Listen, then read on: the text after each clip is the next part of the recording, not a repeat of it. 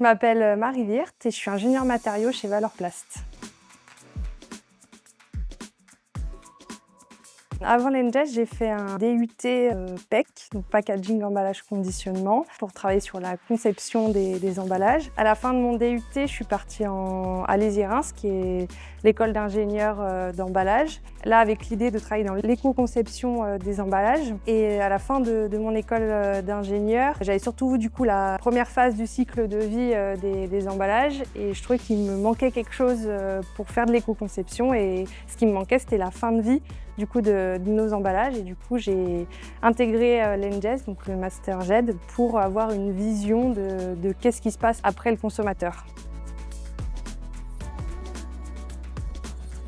À l'ENGES, j'ai suivi le Master GED en déchets urbains pour avoir une spécialisation sur ma formation de base qui était du coup la conception d'emballage. Et une fois que l'emballage était jeté dans la poubelle jaune, mon but c'était de savoir qu'est-ce qui se passait pour lui derrière, qu'est-ce qui étaient les possibilités de fin de vie de nos emballages. J'avais vu que c'était une formation qui était assez concrète, avec beaucoup d'intervenants extérieurs, des industriels, et aussi un côté assez terrain avec beaucoup de visites. Et c'était aussi une formation assez courte, du coup après un diplôme, c'était 6 mois de formation et 6 mois de stage.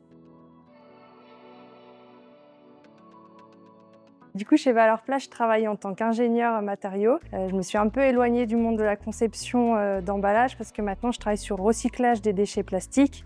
Chez Valorplast, on travaille sur le recyclage des déchets plastiques, soit sur les emballages ménagers, soit aussi sur la déchetterie. Et moi, mon périmètre, c'est les plastiques qu'on collecte dans les déchetteries. Et mes missions vont être de mener des projets R&D, soit pour améliorer le recyclage existant, soit pour trouver des nouvelles solutions de recyclage des plastiques qui n'en ont pas aujourd'hui, ou par exemple faire des projets pour améliorer la qualité du tri et donc ensuite la matière qui sera régénérée derrière. Et j'ai aussi une activité sur la commercialisation des déchets et je m'occupe notamment des déchets en PVC et des déchets tubes et gaines PEPP.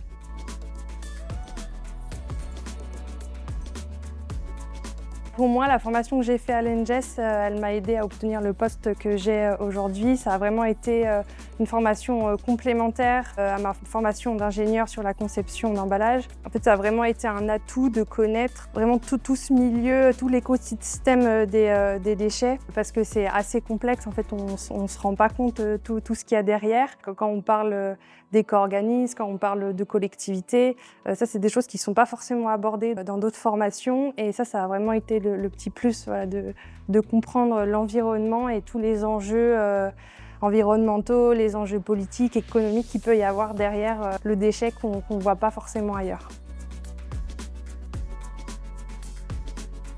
Je voulais travailler en éco-conception au départ pour avoir toute la chaîne de vie de l'emballage. Maintenant, j'ai eu un coup de cœur pour ce secteur.